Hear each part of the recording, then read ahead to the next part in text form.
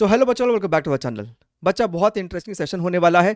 Moving charges, अगर आपको कोई चार्ज इलेक्ट्रिक फील्ड या फिर मैग्नेटिक फील्ड या फिर दोनों में मूव कर रहा है तो वो कैसे बिहेव करेगा, उसके कॉन्सेप्ट भी देखेंगे और साथ ही साथ 5 श्योर शॉर्ट क्वेश्चंस भी देखने वाले हैं। So make sure to hit the like button. नए हो तो सब्सक्राइब कर लीजिए, ठीक है। अच्छा सर, हमारा चार्ज मैग्नेटिक फील्ड या फिर इलेक्ट्रिक फील्ड में मूव कर रहा है। सबसे पहले आपको यह बात पता होना चाहिए कि अगर कोई चार्ज मैग्नेटिक फील्ड में मूव करता है तो उस पे जो फोर्स लगता है that is given by this equation. यानी कि जो फोर्स का डायरेक्शन होगा वो v क्रॉस b के डायरेक्शन के तरफ होगा। और क्रॉस प्रोडक्ट का मतलब है कि भैया फोर्स आपको हमेशा वेलोसिटी के परपेंडिकुलर ही होगा। यानी कि मैग्नेटिक फोर्स आपका वेलोसिटी का डायरेक्शन को तो चेंज कर सकता है लेकिन उसके स्पीड को, उसके मैग्नीट्यूड को चेंज नहीं कर सकता है। यानी कि हमेशा work done by magnetic force would always be zero, right. ये बात को ध्यान में रखिएगा। अच्छा, और डायरेक्शन आपको निकालना आना चाहिए। मतलब सपोज कीजिए कि आपका ये चार्ज का वेलोसिटी है और हमारे पास सपोज कीजिए magnetic field into the plane है, तो फोर्स किधर लगेगा? करो v क्रॉस b। कैसे करते हैं v क्रॉस b? पहला वेक्टर v है, अपना राइट हैंड लो, चारों फिंगर को v की तरफ रखो, राइट, और उसको b की तरफ कर्ल करो। b है इनटू द प्लेन, तो जब इनटू द प्लेन तुम अपने चारों फिंगर्स को कर्ल किए तो थंब ऊपर की तरफ आ रहा है। यानी कि भैया मैग्नेटिक फोर्स ऊपर लगेगा अगर ये पॉजिटिव चार्ज हुआ तब। अगर ये गलती से नेगेटिव चार्ज हुआ तो जो भी तुम्हारा डायरेक्शन नॉर्मल प्रोसेस से आया है उसका उल्टा कर देते हैं। ये बड़ा ही बेसिक सा है आपको डायरेक्शन निकालने के लिए। अब मेरी बात को समझिए। सपोज कीजिए कि आपके पास सिर्फ और सिर्फ इलेक्ट्रिक फील्ड है, ठीक है। आप इसको 1.5x पे देख लीजिए, कोई दिक्कत नहीं है। सपोज कीजिए सिर्फ आपके पास इलेक्ट्रिक फील्ड है और हमारे पास लेटस से यहां पर एक चार्ज है, चार्ज आपको रेस्ट पर है, तो इलेक्ट्रिक फील्ड क्या करेगा? इसको एक्सेलरेट करेगा। अगर ये इलेक्ट्रिक फील्ड आपको कांस्टेंट है तो इसका जो एक्सेलरेशन हो जाएगा इस चार्ज का that is equal to force Q into E naught upon mass of the charge. अब यहां पर आप इक्वेशन ऑफ मोशन के सारे फंडे लगा सकते हैं, राइट। तो ये सब आपको बेसिक बेसिक चीजें हैं। हम लोग इलेक्ट्रिक फील्ड को, फोर्स को, इक्वेशन ऑफ मोशन को यहां पर मिक्स कर सकते हैं।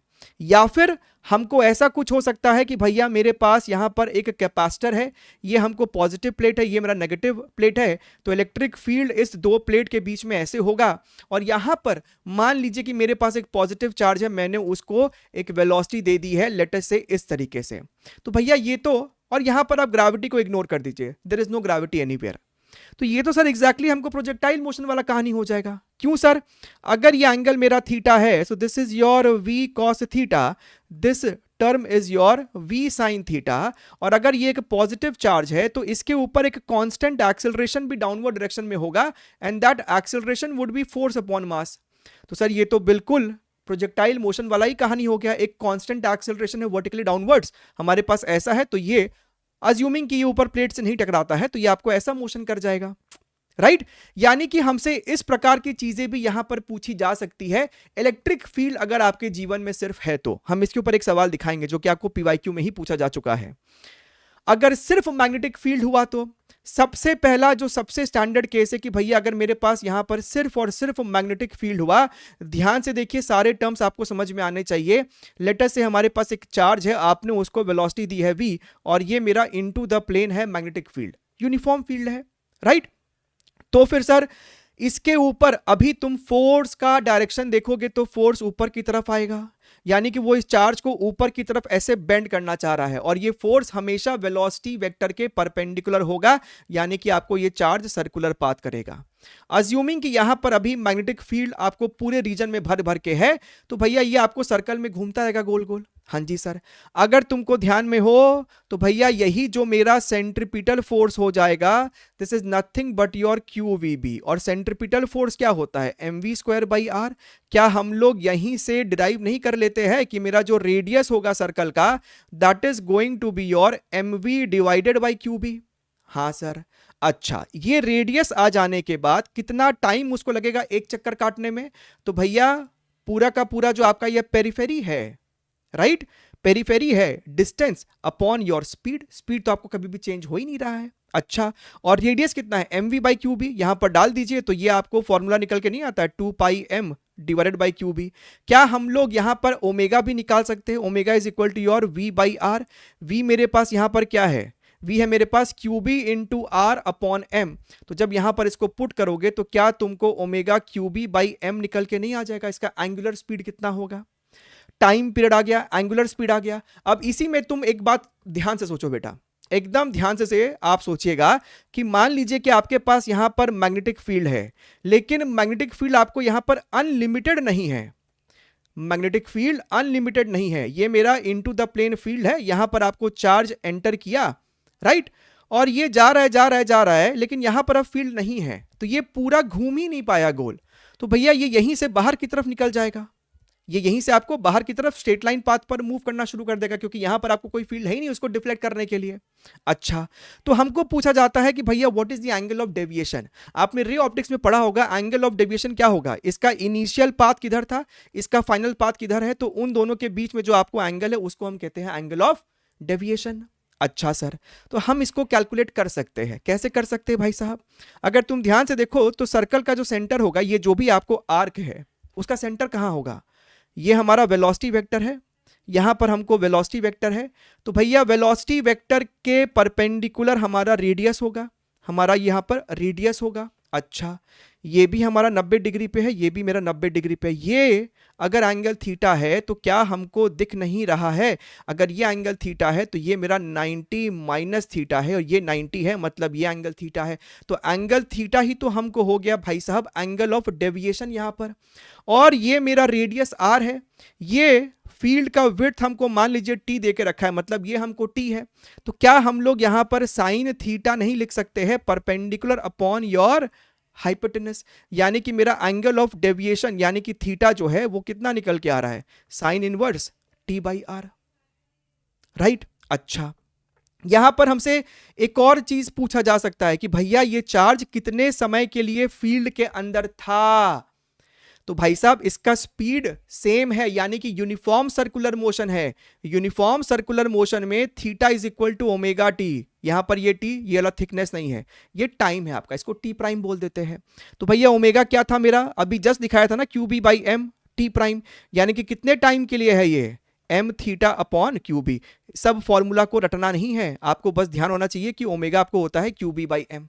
तो कितने टाइम के लिए ये हमको फील्ड के अंदर है वो भी हमको पता चल गया। अच्छा सर मान लीजिए कि हमारे पास इस प्रकार से मैग्नेटिक फील्ड है और मेरा जो चार्ज है वो भी फील्ड के अलोंग ही वेलोसिटी है। तो भैया जब v और b के बीच में एंगल 0 डिग्री है या फिर 180 डिग्री होगा तो v क्रॉस b हो जाएगा 0, यानी ये फील्ड इसको ऊपर कोई फोर्स तक नहीं लगाएगा, ये उसी सेम स्ट्रेट लाइन पाथ पर मूव करता रहेगा। लेकिन अगर मैंने यहां पर ध्यान से देख लीजिए, सब कुछ यहां पर आपको झटके में खत्म करा दिया जा रहा है। अगर यहां पर इसी बात पे ना लाइक मार दिया करो थोड़ा बहुत।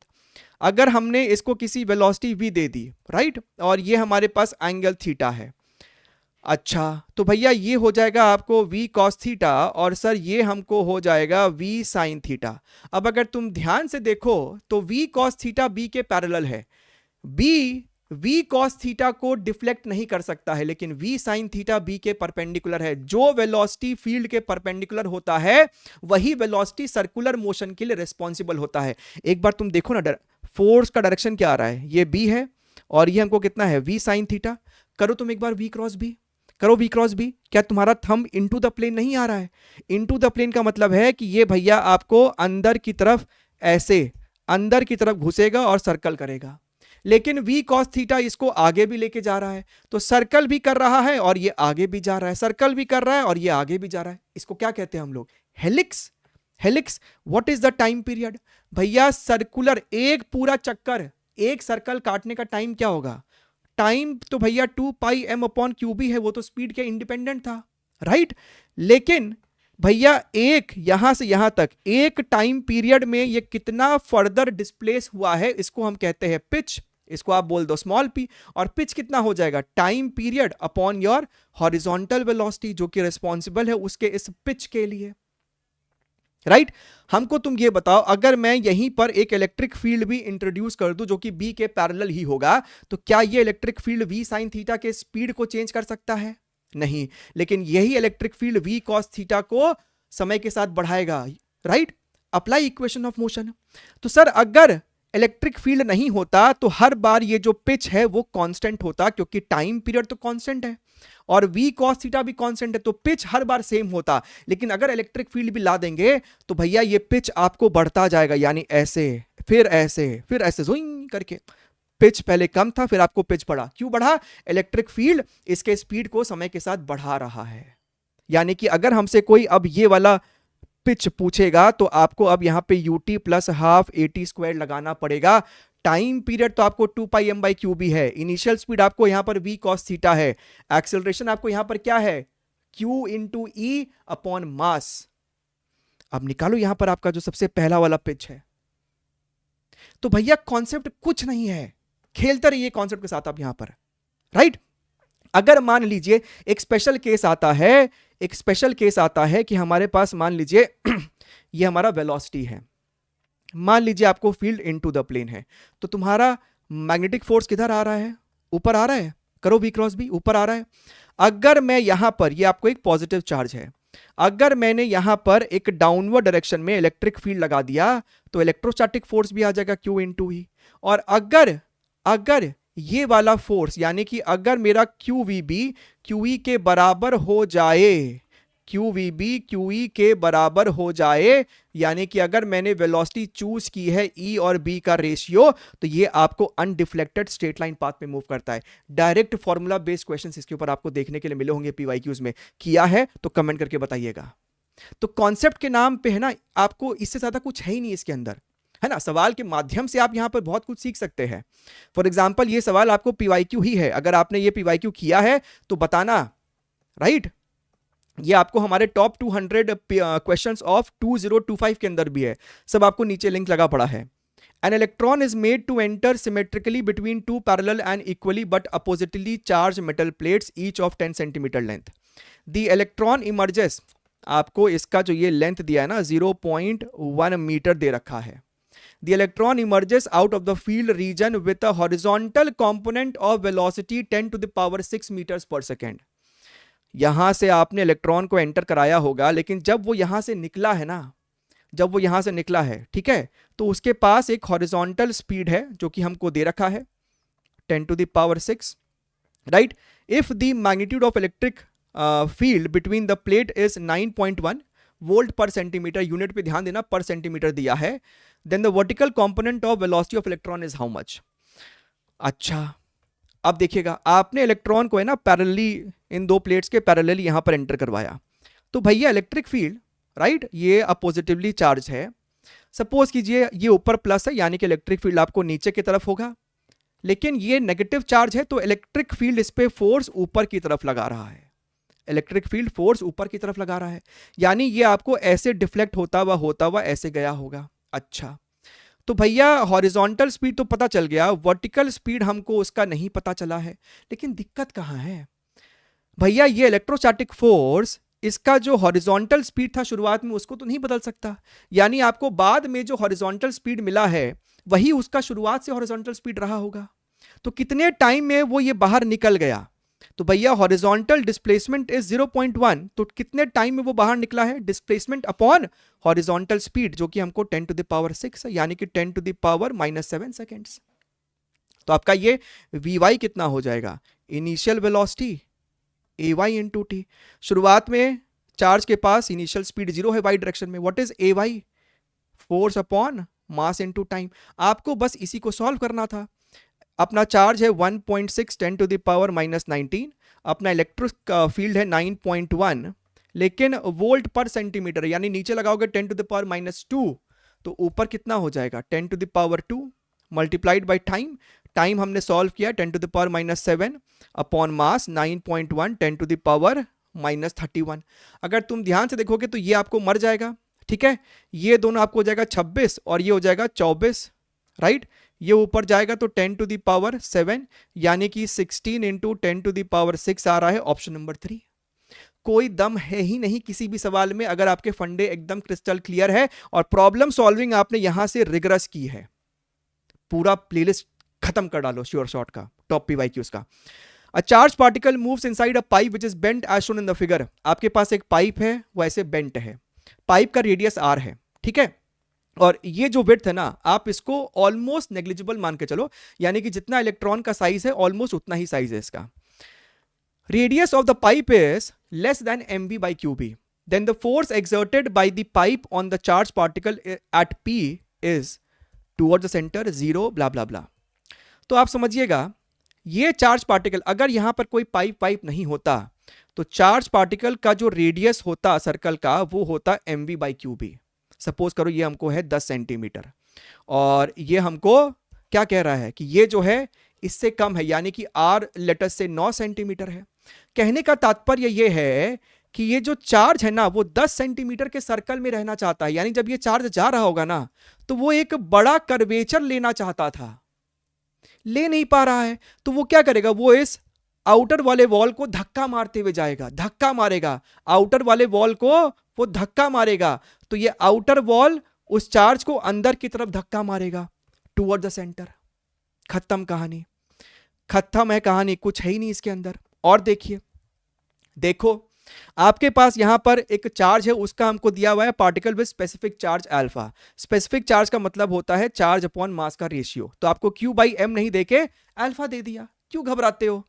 आपके पास ऐसे है चार्ज, ये आपको 60 डिग्री है, ये आपको एंटर कर रहा है। अच्छा, इधर फील्ड की कोई कमी नहीं है, भर भर के यहां पर फील्ड है आपको। अच्छा, अब तुम यहां पर खुद बताओ कि भैया वेलोसिटी वेक्टर का डायरेक्शन ऐसा है, फील्ड ऐसा है, आप करो एक बार v क्रॉस b, तुम्हारा थंब वेलोसिटी के परपेंडिकुलर होगा लेकिन इस इधर की तरफ, यानी ये जब सर्कुलर पाथ में जाएगा ना तो सेंटर फोर्स के तरफ होता है, फोर्स इधर लग रहा है ना तो सेंटर कहीं यहां पर होगा, तो इसको ऐसा मत घुमवा देना। ये आपको पॉजिटिव चार्ज है, कुछ नहीं बोला है तो पॉजिटिव चार्ज है, तो v क्रॉस b करके जहां डायरेक्शन आ रहा है ना उधर ही इसको मुड़वा दो, राइट। तो ये जो बाबू साहेब है, ये साहब जी आपको ऐसा घूम रहे घूम रहे घूम रहे घूम रहे घूम रहे घूम रहे और फिर यहां पे आने के बाद कोई फील्ड नहीं है तो ये आपको ऐसे निकल जाएगा। अच्छा, सुंदर है। तो भैया इसका सेंटर कहां पर होगा, सेंटर यहां पर मान लीजिए सेंटर है, तो भैया ये जो चार्ज है, ये जो आर्क है, ये आर्क कितना एंगल सेंटर पे सबटेंड कर रहा है, क्योंकि theta is equal to omega into T, तो कितने टाइम के लिए वो अंदर बिताया है वो है थीटा बाई ओमेगा, राइट। और ओमेगा जो है सर मेरे को होता है Q B by M. Main मुद्दा है कि सर ये कितना एंगल है मेरे को, बच्चे गलती से ये एंगल निकालते, ये निकालो लेकिन हमको चाहिए ये वाला एंगल। अच्छा, अब अगर तुम ध्यान से देखो मुन्ना, ये आपको कितना है पाई बाई 3 मतलब 60 डिग्री होता है ना, ये 60 डिग्री है, तो भैया ये हो जाएगा आपको 30 डिग्री, मतलब ये वाला 60 डिग्री, मतलब ये वाला 30 डिग्री, तो बाई सिमेट्री ये टोटल हमको कितना दिख रहा है 60 डिग्री। तो मेरा जो थीटा होगा that is equal to 2 pi minus 60 degree, ये मेरा थीटा है, this is my theta. So theta is 2 pi minus 60 degree, 60 degree क्या है पाई बाई 3, यानी कि ये आपको हो जाएगा 5 पाई बाई 3, तो यहां पर डालो, यहां पर डालो, टाइम इज इक्वल टू, और ये मेरा Q बाई एम क्या है अल्फा है ना जी, तो theta upon alpha into B, ठीक लिखे ना जी, हाँ। और थीटा को हम लिख देंगे 5 pi by 3, so 5 pi by 3 alpha beta, तो इसके साथ मैच करेंगे तो ये हमको जो है 5 निकल के आएगा। अगर तुमने गलती से इसको ऐसे घुमवा दिया ना तो तुम्हारा k 1 आ जाता है। हमको कमेंट करके बताना कि कहीं तुमने गलती से k की वैल्यू 1 तो नहीं निकाल दी, बताइएगा। देखिए हमसे क्या कह रहा है, कुछ नहीं कह रहा है। A particle of specific charge Q by M जिसकी वैल्यू पाई है, ये आपको ऐसा यूनिट है, यूनिट पे ध्यान देते चलो, is projected from the origin towards positive x axis, यानी कि अगर ये मेरा एक्स एक्सिस है तो भैया आपने इसको वेलोसिटी दी है इधर की तरफ, ठीक बात है, सुंदर है। विद अ वेलोसिटी इतना इन अ यूनिफॉर्म फील्ड जिसका डायरेक्शन है माइनस के कैप, भैया अगर ये एक्स एक्सिस है, ये मेरा वाई एक्सिस है, तो नेगेटिव जेड एक्सिस तो इनटू द प्लेन है, तो बहुत सुंदर बात है, फील्ड आपको इनटू द प्लेन है जिसका मैग्नीट्यूड है आपको 2 टेस्ला।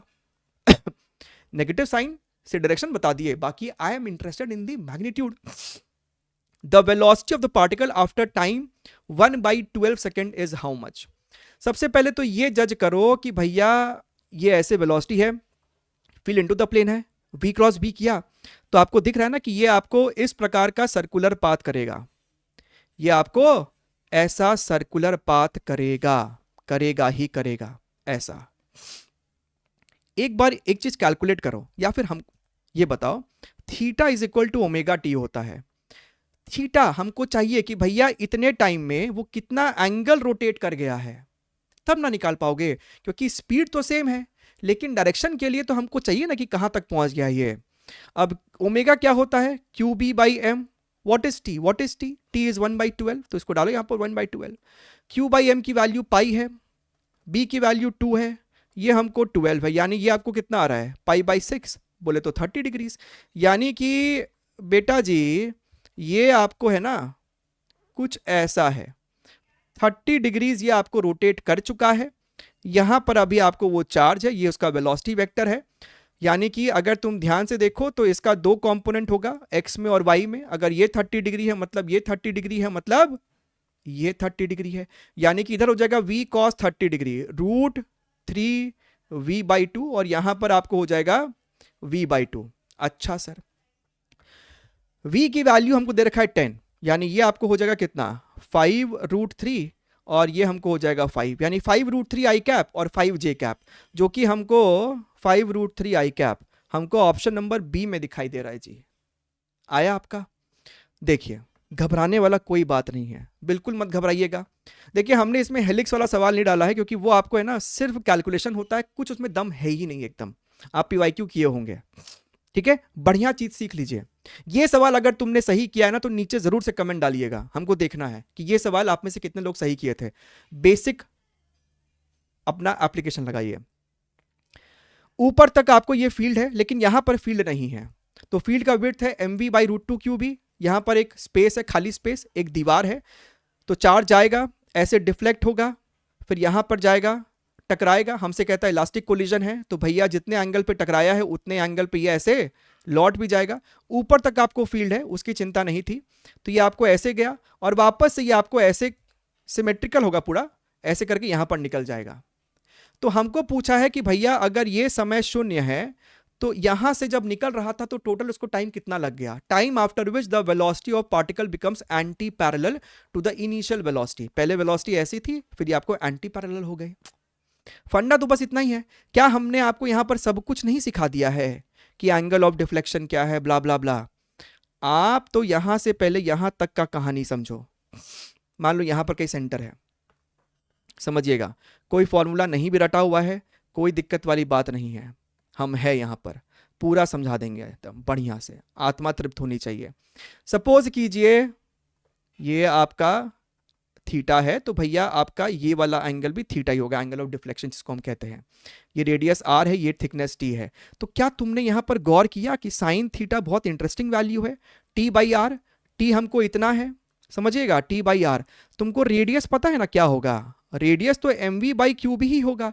तो जब तुम t यानी कि जब तुम दिस बाई mv/qb करोगे तो क्या तुमको यहां पर डायरेक्टली 1/√2 नहीं दिख रहा है? सर ये तो बहुत ही ब्यूटीफुल वैल्यू आ गया कि थीटा 45 डिग्रीज है, राइट, यानी कि π/4। So sir theta is equal to omega t. Omega क्या होता है, QB/m इंटू टी, यानी कि t is equal to m pi, और rather I should write πm divided by 4QB। अच्छा ये लगा है टाइम, इसको t1। अब समझिएगा स्पीड तो मेरा आज भी v ही होगा, स्पीड आपको थोड़ा ना बदल रहा है। बढ़िया है सर ना।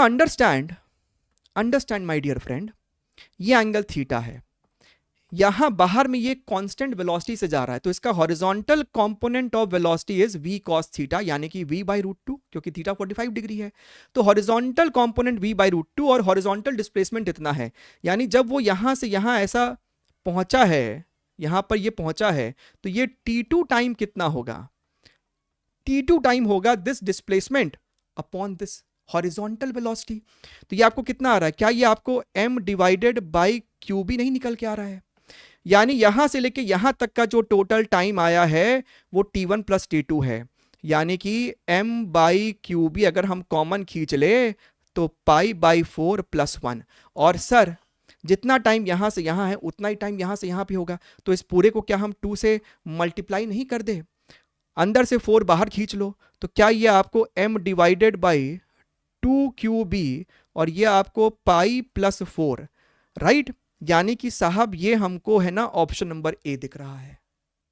ध्यान रखिए, take care, wish you all the very best and bye bye.